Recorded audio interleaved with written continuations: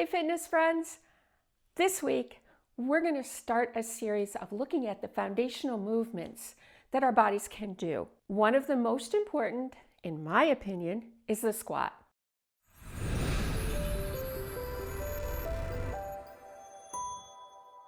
I have a lot of clients that say, oh, I can't squat, or somebody told me I shouldn't squat, or I don't feel like I can squat because I have bad knees.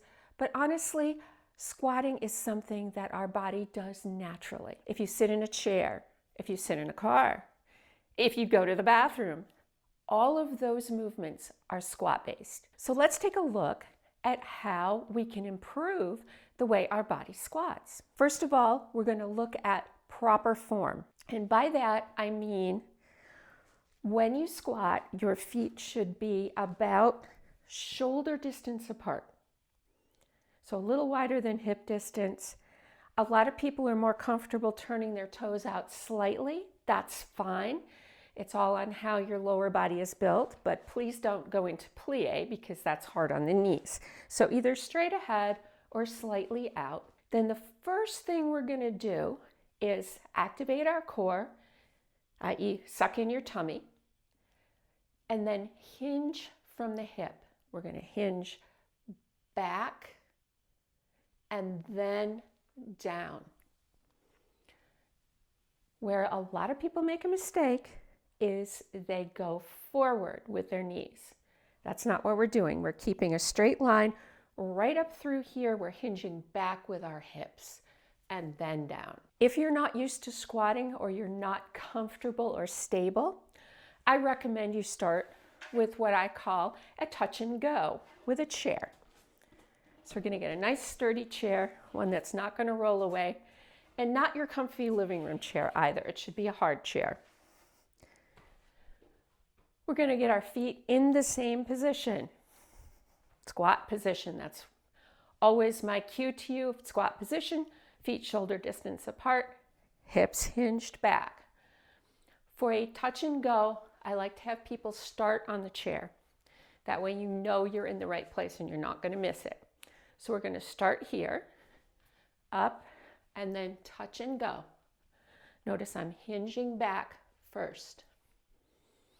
You can do whatever you want with your hands. It really doesn't matter. Once you get the hang of that and you feel more stable and secure, you can take the chair away. We're still same distance apart. And we're going to squat without the chair. Now I'm going down, I'm pushing back up through my heels and the back of my leg. My knees are barely involved in this movement, other than that they're hinging also. But the pressure is not on the knees. Done right, the squat works the hamstrings, the glutes, and the core.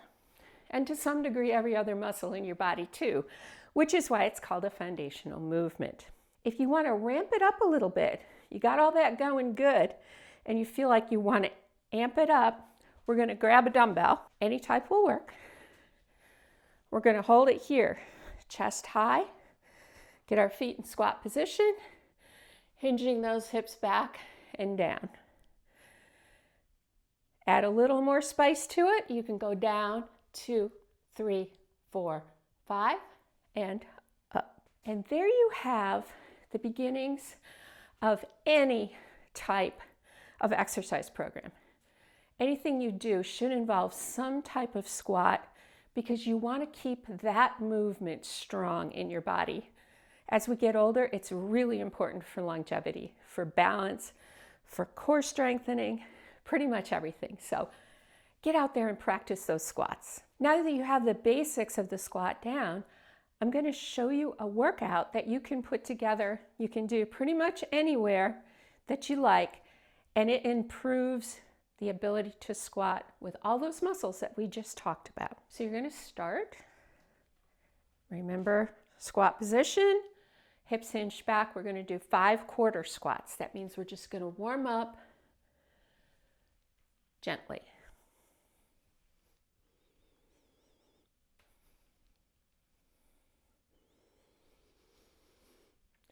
once we've got that warmed up, we're going to go a little wider with our feet. And we're going to do 5 squats that are a little lower, if you can.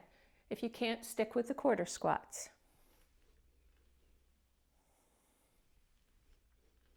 I'm just holding my hands here because that avoids the desire to swing, which is not what we want here.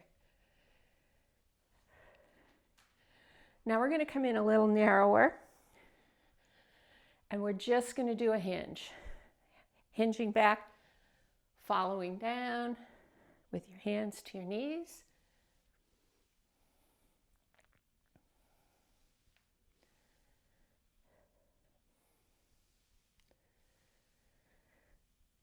I'm going to pick up a dumbbell.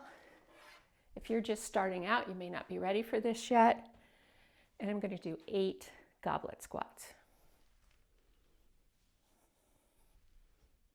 Notice I'm keeping my torso upright and straight. I'm not rounding my back. I'm not tipping over. And I'm pushing through my heels. If I were barefooted, you could see that my toes are barely touching the floor as I push up through my heels to stand after doing that squat. And the last set, put the dumbbell down, get your regular squat stance. We're going to go down, 2, 3, 4, 5, up. Take a good breath. Down, 2, 3, 4, 5, up. And one more. Deep breath. Down, 2, 3, 4, 5, and up. Now, shake your legs out. Give yourself a good pat on the back because you just did an awesome squat workout. Thanks for joining me for this video, first video of 2025.